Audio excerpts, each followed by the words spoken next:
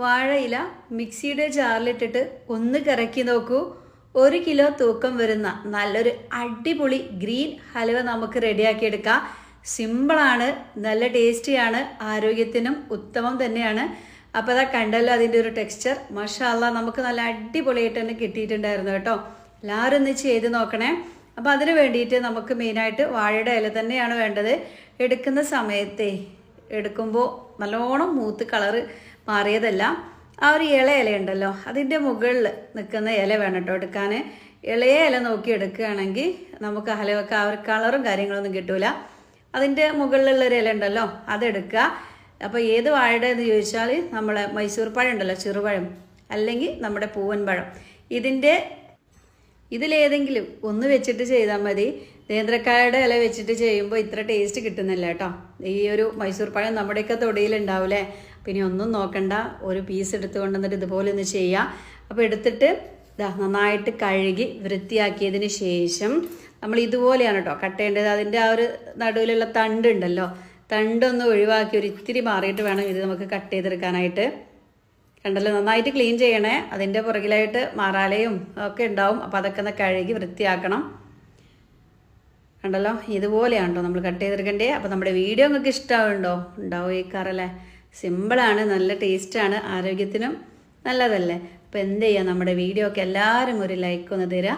നമ്മുടെ ഫാമിലിക്കും ഫ്രണ്ട്സിനൊക്കെ ഒന്ന് ഷെയർ ചെയ്ത് കൊടുക്കുക കേട്ടോ. നമ്മുടെ ബ്ലഡൊക്കെ ശുദ്ധീകരിക്കാനും വാഴയുടെ ഇല ഒരുപാട് ഗുണം ചെയ്യുന്നുണ്ട്. അപ്പോൾ ഞാൻ ഏതായാലും അത്യാവശ്യത്തിനുള്ള ഇലയൊക്കെ എടുത്തിട്ട് ഈ ഒരു ഇല വെച്ചിട്ട് നമുക്ക് 1 കിലോ ഹലുവ വരെ റെഡിയാക്കാം കേട്ടോ. പിന്നെ ഇതിൽ കൂടുതൽ വേണമെന്നുണ്ടെങ്കിൽ അതിനനുസരിച്ചുള്ള ഇല എടുക്കാം. ഇനി നമുക്ക് ഇതുപോലെ ചെറുതായിട്ടൊന്ന് കട്ട് ചെയ്യാം. ഇത് നമ്മുടെ മിക്സിൻ്റെ ജാറിലിട്ടിട്ട് നന്നായിട്ടൊന്ന് ജ്യൂസി ആക്കി എടുക്കാനുള്ളതാണ്. അപ്പോൾ ചെറുതാക്കി ഒന്ന് കട്ട് ചെയ്തെടുക്കാം. കട്ട് ചെയ്ത് വെച്ചിട്ടുള്ള ഇല നമ്മൾ നേരെ മിക്സിയുടെ ജാറിലേക്ക് ചേർക്കുകയാണ്. ഒപ്പം തന്നെ 1/2 കപ്പ് പച്ചവെള്ളം കൂടി വെച്ചിട്ട് നല്ല ഫൈനായിട്ട് ഇങ്ങോട്ട് അടിച്ചെടുക്കാം കേട്ടോ. നമുക്കിതിലായിട്ട് മുഴുവനായിട്ട് വേണ്ടത് ഏകദേശം ഒരു 500 മില്ലി വെള്ളമാണ്. അപ്പോൾ ഞാനിവിടെ ആദ്യം 1/2 കപ്പ് ഒഴിച്ചിട്ടാണ് ഇത് അരക്കുന്നത്. കൂടുതൽ വെള്ളം നമ്മൾ ഒഴിച്ച് കൊടുക്കുകയാണെങ്കിൽ നല്ല രീതിയിൽ ഇത് അരഞ്ഞ് കിട്ടൂല. അപ്പോൾ കുറച്ച് വെള്ളം ചേർത്തിട്ട് അരക്കുക, ബാക്കി ആവശ്യത്തിന് നമുക്ക് ചേർത്ത് കൊടുക്കാം. അപ്പോൾ ബാക്കിയുള്ള 1/2 കപ്പ് നമ്മൾ ഇതിലോട്ട് ചേർക്കുകയാണ്. പച്ചവെള്ളം തന്നെയാണ് കേട്ടോ. വെള്ളം ചേർത്തിട്ട് നന്നായിട്ട് മിക്സ് ആക്കുക. ഇനി ഒരു അരിപ്പ് വെച്ചിട്ട് നല്ല രീതിയിൽ തന്നെ ഇതൊന്ന് അരിച്ചെടുക്കുക. ആ ഒരു ഇലയുടെ ചണ്ടയും കാര്യങ്ങളൊക്കെ ഉണ്ടാവും. യാതൊരു ഫുഡ് കളറോ കാര്യങ്ങളോ ഒന്നും നമ്മളിതിൽ ചേർക്കുന്നില്ല കേട്ടോ. ഒരുപാട് നെയ്യോ അങ്ങനെയൊന്നുമില്ല, വെറും 3 ടീസ്പൂൺ നെയ്യ് വെച്ചിട്ടാണ് ഈ ഒരു ഹെൽത്തി ഹൽവ നമ്മൾ റെഡിയാക്കിയത്. ഇനിയിപ്പോൾ നെയ്യില്ലാത്തവർക്ക് 3 ടീസ്പൂൺ വെളിച്ചെണ്ണ ചേർത്തിട്ടും ഇത് ചെയ്യാവുന്നതാണ്. അപ്പോൾ അരിപ്പയിലോട്ട് ഒഴിച്ച് കൊടുത്തിട്ടുണ്ട്. ഇനി ഒരു സ്പാച്ചുല സ്പൂണൊക്കെ വെച്ചിട്ട് നന്നായിട്ടൊന്ന് പ്രസ് ചെയ്തിട്ട് ഈ ഒരു ഇലയുടെ നീര് മുഴുവനായിട്ട് അങ്ങ് എടുക്കാം. ഇനി ഇതിലോട്ട് വെള്ളം ചേർക്കേണ്ട ഒരു ആവശ്യമൊന്നുമില്ല കേട്ടോ. നമ്മളിപ്പോൾ ഏകദേശം ഒരു 500 മില്ലി വെള്ളം ഒഴിച്ച് കഴിഞ്ഞു. അപ്പോൾ ഇതാണ് കേട്ടോ അതിൻ്റെ കറക്റ്റ്. 1 കിലോയ്ക്ക് ഇത്ര മതിയാവും. മുഴുവനായിട്ട് ഒഴിച്ചിട്ട് നന്നായിട്ടൊന്ന് പിഴിഞ്ഞെടുത്തിട്ടുണ്ട്. അതിൻ്റെ ചണ്ടിയൊക്കെ ഒന്ന് പ്രസ് ചെയ്ത് കൊടുക്കുക. ഇനി നമ്മൾ ഇതിൽ നിന്ന് കുറച്ചൊരു ബൗളിലോട്ടൊന്ന് മാറ്റി കൊടുക്കുകയാണ്. അതുപോലെ തന്നെ ഇനി നമുക്കിതിലോട്ട് ഏകദേശം 150 ഗ്രാം കോൺഫ്ലവറിൻ്റെ പൗഡർ വേണം കേട്ടോ. അപ്പോൾ നമ്മുടെയൊക്കെ വീടുകളിൽ ചിലപ്പം ഫ്രൂട്ടിൻ്റെ കുപ്പി അല്ലെങ്കിൽ അച്ചാർ കുപ്പി അങ്ങനെയൊക്കെ ഉണ്ടാവും. അപ്പോൾ അതിൽ തന്നെ കറക്റ്റായിട്ട് അളന്നെടുത്തോളൂ. എന്നാലും നമുക്ക് ആ കറക്റ്റായിട്ട് ആലുവയുടെ ഒരു ടെക്സ്ചറും കാര്യങ്ങളൊക്കെ കിട്ടുള്ളൂ കേട്ടോ. അപ്പോൾ ഞാനത് അവിടെ ഒരു ജാമിൻ്റെ കുപ്പിയാണ് കാണിച്ചത്. അപ്പോൾ ചിലവരുടെ വീട്ടിലൊക്കെ അതിനനുസരിച്ച് പാത്രങ്ങളൊക്കെ ഉണ്ടാവില്ലേ, അപ്പോൾ അതിനനുസരിച്ച് എടുത്താലും മതിയാകും. ഞാനിതാ ഏകദേശം ഒരു 150 ഗ്രാം കോൺഫ്ലവറിൻ്റെ പൗഡറിലോട്ട് കുറച്ച് നമ്മുടെ ഈ ഒരു ജ്യൂസ് ഉണ്ടല്ലോ, ഇലയുടെ ജ്യൂസ് ഒഴിച്ചിട്ട് കട്ടയൊന്നും കുത്താത്ത രീതിയിൽ സ്പൂൺ വെച്ചിട്ട് നന്നായിട്ട് അങ്ങോട്ട് കലക്കിയെടുക്കുകയാണ് കേട്ടോ. അതിനെ മുഴുവനായിട്ട് ഒഴിക്കണ്ട, കുറച്ച് ഒഴിച്ച് കൊടുത്ത് നന്നായിട്ട് കലക്കിയതിന് ശേഷം ബാക്കി ഒഴിച്ച് കൊടുത്താൽ മതി. നന്നായിട്ടൊന്ന് ഇളക്കി കൊടുക്കുക. ആദ്യം ഒരു ഹാർഡായിട്ട് ഇങ്ങനെ തോന്നും, പിന്നെ അങ്ങോട്ട് ഫുള്ള് കുറച്ചുകൂടി ഒഴിച്ചു കൊടുക്കുമ്പോഴേക്കും നല്ല സോഫ്റ്റായിട്ട് മാറിക്കോളും. നമ്മൾ ഈ ഒരു ഹലുവ ഒന്ന് ടൈറ്റ് ആവാനും കുറുകിയ രൂപത്തിലൊക്കെ ആയി കിട്ടാൻ വേണ്ടിയിട്ടാണ് നമ്മളിതിലോട്ട് കോൺഫ്ലവറിൻ്റെ പൗഡർ ചേർത്ത് കൊടുക്കുന്നത് കേട്ടോ. അതുകൊണ്ട് തന്നെ ഹലുവയുടെ ആ ഒരു കറക്റ്റ് ടെക്സ്ചറും കാര്യങ്ങളൊക്കെ കിട്ടും. അപ്പോൾ ഇത് നല്ല രീതിയിൽ ഇത് കലക്കിയെടുത്തിട്ടുണ്ട്.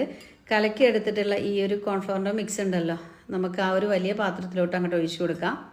എന്നിട്ട് രണ്ടും നന്നായിട്ട് തന്നെ ഒന്ന് അങ്ങോട്ട് മിക്സ് ആക്കിയിട്ട് മാറ്റി വെക്കില്ല, നമ്മളത് പെട്ടെന്ന് തന്നെ റെഡിയാക്കാനായിട്ട് പോവുകയാണ് ഇനി.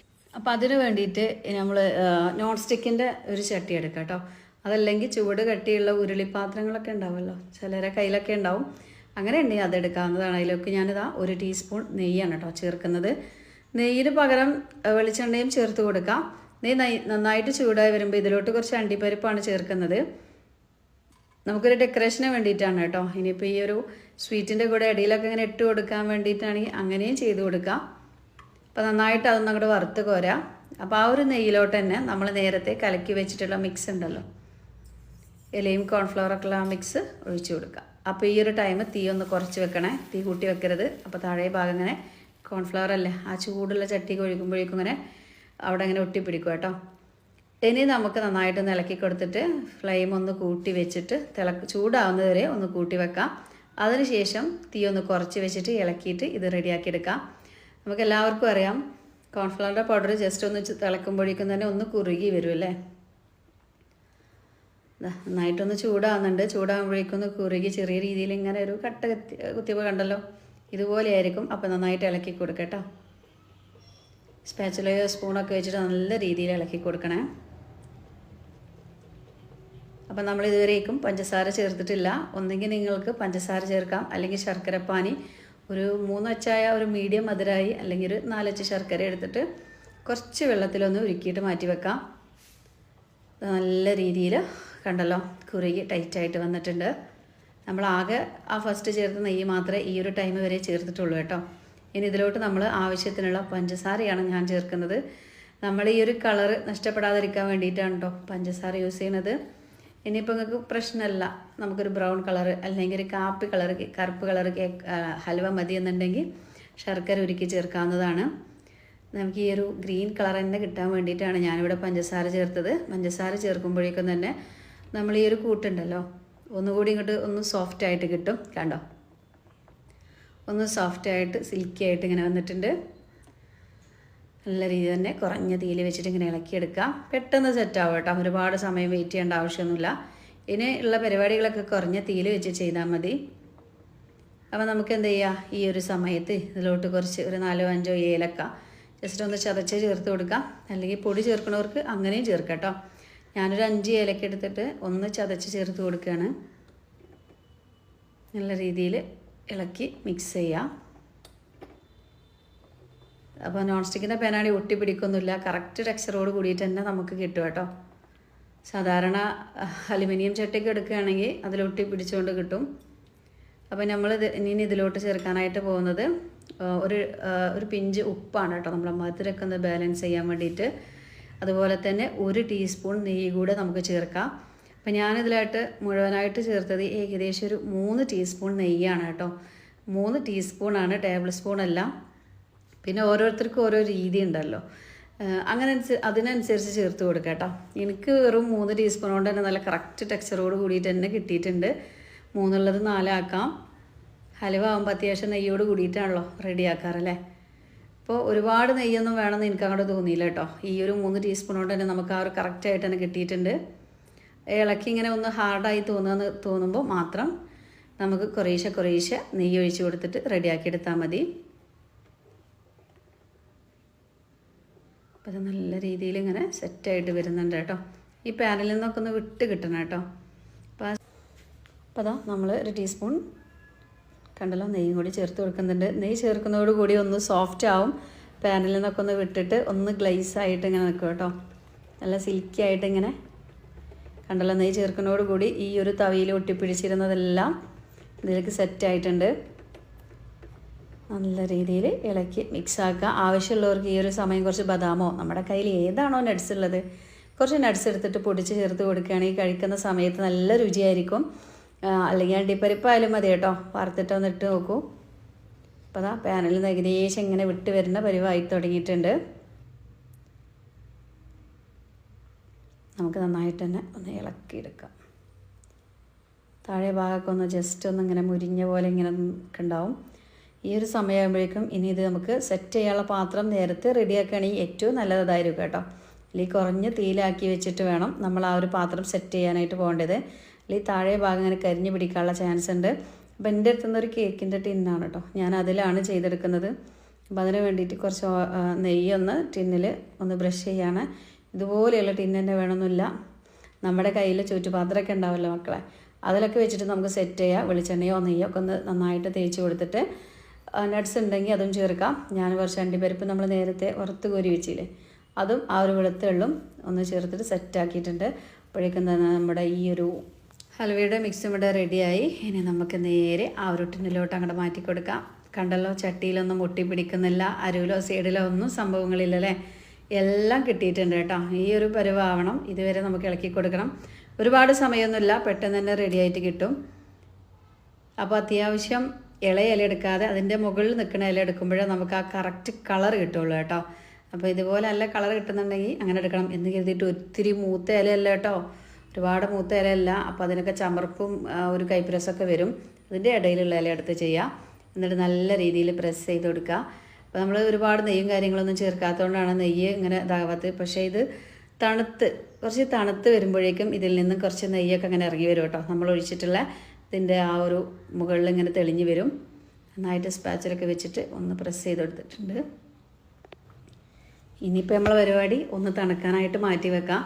തണുക്കുന്നതോട് കൂടിയിട്ട് തന്നെ ഇത് നല്ല രീതിയിൽ സെറ്റായിട്ട് കിട്ടും കേട്ടോ. അപ്പോൾ ഏകദേശം ഇത് തണുത്തിട്ടുണ്ട്. ഇതിൻ്റെ ഈ മുകൾ ഭാഗം കാണുമ്പോൾ ഏതെന്താ ഇങ്ങനെ കടിച്ചരച്ചുകൊണ്ട് എന്ന് കരുതണ്ട. പക്ഷേ ഈ ഒരു ഭാഗം എങ്ങനെയാണെങ്കിലും താഴെ ഭാഗം നല്ല എന്താ പറയുക, നല്ല സിൽക്കി ആൻഡ് ഗ്ലോസി ആയിട്ട് ഇങ്ങനെ ആളിങ്ങനെ ഇരിക്കുകയാണ് കേട്ടോ. കണ്ടല്ലോ, സൂപ്പറായിട്ടില്ല. നമ്മൾ കടയിൽ നിന്ന് വാങ്ങുന്ന ഗ്രീൻ ഹൽവയുടെ അതേ കളർ തന്നെയല്ലേ. ഇനി കട്ട് ചെയ്യുമ്പോഴും അതേ ടെക്സ്ചറോട് കൂടിയിട്ട് തന്നെയാണ് നമുക്ക് കിട്ടുക. കണ്ടോ, അണ്ടിപ്പരിപ്പൊക്കെ നല്ല രീതിയിൽ മുരിച്ചെടുത്തുകൊണ്ട് തന്നെ കാണാൻ നല്ല മൊഞ്ചുണ്ട് അല്ലേ. കയ്യിലൊന്നും പൊട്ടിപ്പിടിക്കുന്നില്ല. കണ്ടല്ലോ, നെയ്യൊക്കെ നല്ല രീതിയിൽ തെളിഞ്ഞ് വന്നിട്ടുണ്ട്. സൂപ്പറായില്ലേ. ഇനി നമ്മുടെ ഇഷ്ടത്തിനനുസരിച്ച് ഇത് കട്ട് ചെയ്ത് കഴിക്കാവുന്നതേ ഉള്ളൂ. ഏകദേശം 1 കിലോ ഹലുവ ഇപ്പോൾ നമ്മൾ ആ ഒരു ഹാഫ് പോർഷൻ ഇല വെച്ചിട്ട്, വാഴയുടെ ഇല വെച്ചിട്ട് റെഡിയാക്കി എടുത്തിട്ടുണ്ട് കേട്ടോ. സിമ്പിളല്ലേ. കോൺഫ്ലവറൊക്കെ നമ്മുടെ വീടുകളിൽ എപ്പോഴും ഉണ്ടാവും. നട്സ് എത്രത്തോളം നമ്മൾ ചേർക്കുന്നു അത്രത്തോളം രുചി കൂടും കേട്ടോ. നമ്മളിങ്ങനെ കഴിക്കുന്ന സമയത്ത് ഇത് കിട്ടുമ്പോഴേ മാഷാഅല്ലാഹ്, ഇതൊക്കെ കട്ട് ചെയ്യുന്ന സമയത്ത് ആ ഒരു ടെക്സ്ചർ കാണുമ്പോൾ തന്നെ നിങ്ങൾക്കറിയാം എത്രത്തോളം പെർഫെക്റ്റ് ആയിട്ടാണ് ഈ ഒരു ഹലുവ നമുക്ക് കിട്ടിയിട്ടുള്ളതെന്ന്. വാഴയുടെ ഇല വെച്ചിട്ട് ഇതുപോലൊരു ഹലുവ ഉണ്ടാക്കാൻ പറ്റുമെന്ന് സ്വപ്നത്തിൽ പോലും നമ്മൾ കരുതിയിട്ടുണ്ടാവില്ല. എങ്കിൽ അറിയാത്ത വീട്ടമ്മമാരൊക്കെ ഇതുപോലെയൊക്കെ ഒന്ന് ഹെൽത്തി ആയിട്ടുള്ള ഹലുവയൊക്കെ ഒന്ന് റെഡിയാക്കാം. ഒത്തിരി നെയ്യോ കാര്യങ്ങളോ ഒന്നും നമ്മൾ ചേർത്തിട്ടില്ല. എല്ലാം വളരെ കുറച്ച് ചേർത്തിട്ടാണ് ഈ ഒരു ഹലുവ റെഡിയാക്കിയെടുത്ത്. ഇനിയിപ്പോൾ നെയ്യൊക്കെ ഇഷ്ടമുള്ള ആൾക്കാർക്കാണെങ്കിൽ നെയ്യിൻ്റെ അളവ് കൂട്ടിയിട്ടും ഇത് റെഡിയാക്കാം കേട്ടോ. കണ്ടല്ല, കട്ട് ചെയ്യുമ്പോൾ ആ ഒരു ടെക്സ്ചറും കാര്യങ്ങളൊക്കെ അടിപൊളിയാണ് കേട്ടോ. കഴിക്കാനായിട്ടും നല്ല രുചിയുണ്ട്. ഒരൊറ്റ കൈപ്രസല്ല. ഇനിയിപ്പോൾ നിങ്ങൾ ഉണ്ടാക്കിയിട്ട് കൈപ്രസ് ഉണ്ടെങ്കിൽ ഞാനിവിടെ തന്നെ ഉണ്ടാവും. ഒന്ന് വന്ന് കമൻറ്റ് ബോക്സിൽ പറയണേ. പിന്നെ ഇല എടുക്കുമ്പോൾ ഞാൻ പറഞ്ഞ പോലെ നേന്ത്രക്കായുടെ വാഴയുടെ ഇല വെച്ച് എടുക്കരുത്, അത്ര ടേസ്റ്റ് കിട്ടൂല. നമ്മളെ ചെറുപഴം അല്ലെങ്കിൽ പൂവമ്പഴമൊക്കെ വെച്ചിട്ട് തന്നെ ചെയ്തെടുക്കണം കേട്ടോ. കണ്ടല്ലോ, ആ ഒരു കട്ടിങ്ങും കാര്യങ്ങളൊക്കെ അടിപൊളിയല്ലേ, സെറ്റല്ലേ. അപ്പോൾ നിങ്ങൾ എന്ത് ചെയ്യുക, നമ്മുടെ ചാനലൊക്കെ ഒന്ന് സബ്സ്ക്രൈബ് ചെയ്തിട്ട് ഓൾ എന്നുള്ളൊരു ഓപ്ഷനൊക്കെ നീക്കി കൊടുക്കുകയാണെങ്കിൽ ഇൻഷാ അല്ലാഹ് ഞാൻ അപ്ലോഡ് ചെയ്യുന്ന വീഡിയോ കറക്റ്റ് നോട്ടിഫിക്കേഷനൊക്കെ നിങ്ങളുടെ ഫോണിലെത്തും. അതുപോലെ തന്നെ ഈ ഒരു വീഡിയോ എന്ത് ചെയ്യുക, നമ്മുടെ ഫാമിലിക്കും ഫ്രണ്ട്സിനൊക്കെ ഒന്ന് ഷെയർ ചെയ്ത് കൊടുക്കുക കേട്ടോ. നമ്മളെ സുഹൃത്തുക്കളൊക്കെ ഒരുപാട് വാട്സപ്പ് ഗ്രൂപ്പുകളൊക്കെ അല്ലേ ഉണ്ടാവും. നമ്മുടെയൊക്കെ ഫോൺ എടുത്ത് നോക്കുമ്പോൾ എല്ലാവർക്കും അയച്ചെടുക്കുക. എല്ലാവരും ഉണ്ടാക്കട്ടെ. എവിടെയും ഫ്ലോപ്പ് ആവാതെ നല്ല പെർഫെക്റ്റ് ആയിട്ട് തന്നെ ഈ ഒരു ഹലുവ നമുക്ക് കിട്ടും. എല്ലാവരും ചെയ്ത് നോക്കണം. ചെയ്ത് നോക്കിയിട്ട് ഫീഡ്ബാക്ക് അറിയിക്കണം. ഒപ്പം നമ്മുടെ വീഡിയോക്ക് എല്ലാവരും ഒരു ലൈക്ക് തരിക കേട്ടോ. നിങ്ങളെ ലൈക്കൊക്കെ കാണുമ്പോഴല്ലേ നമുക്കും തന്നെ മനസ്സിനൊരു സുഖമുള്ളൂ. ഇഷ്ടപ്പെട്ടോ എന്നറിയാനുള്ള ആകെയുള്ള മാർഗം ലൈക്കും കമൻറ്റും ആണല്ലേ. അപ്പം എന്തായാലും ചെയ്ത് നോക്കിയിട്ട് എല്ലാവരും ലൈക്കൊക്കെ തരിക കേട്ടോ. അപ്പോൾ കടയിൽ നിന്ന് വാങ്ങുന്നതിനേക്കാൾ പൈസയും കൊടുക്കണ്ട, എല്ലാം കൊണ്ടും നമുക്ക് ലാഭം തന്നെയാണ്. ആരോഗ്യത്തിനും അത്യുത്തമം. പിന്നെ ഈ ഒരു ഇല വെച്ചിട്ടുള്ള ഹലുവയൊക്കെ കടയിൽ നിന്ന് വാങ്ങാൻ കിട്ടാൻ ചാൻസ് കുറവാണ്. വീട്ടിൽ തന്നെ റെഡിയാക്കണം. ബ്ലഡൊക്കെ ശുദ്ധീകരിക്കാനും ഒക്കെ വളരെ നല്ലത് തന്നെയാണ് കേട്ടോ. പിന്നെ ഇൻഷാ അല്ലാഹ് ഇന്നത്തെ നമ്മുടെ വീഡിയോ ഇത്രയേ ഉള്ളൂ. ഞാനൊന്ന് കട്ട് ചെയ്ത് കാണിച്ചു തരാം കേട്ടോ, എന്നിട്ടേ പോണുള്ളൂ. കണ്ടല്ലോ, വീണ്ടും കഴിക്കാൻ തോന്നും. പഞ്ചസാര ചേർത്തുകൊണ്ടാണ് ഹെൽത്തി എന്ന് പറയല്ലേ. പഞ്ചസാരയോട് ശർക്കരയും ചേർക്കാം കേട്ടോ. പക്ഷേ ഈ ഒരു കളറ് കിട്ടൂല. അപ്പോൾ അതിൻ്റെ പേരിലാണ് പഞ്ചസാര ചേർത്ത്. എല്ലാവരോടും നാളെ വരാം. അസ്സലാമു അലൈക്കും.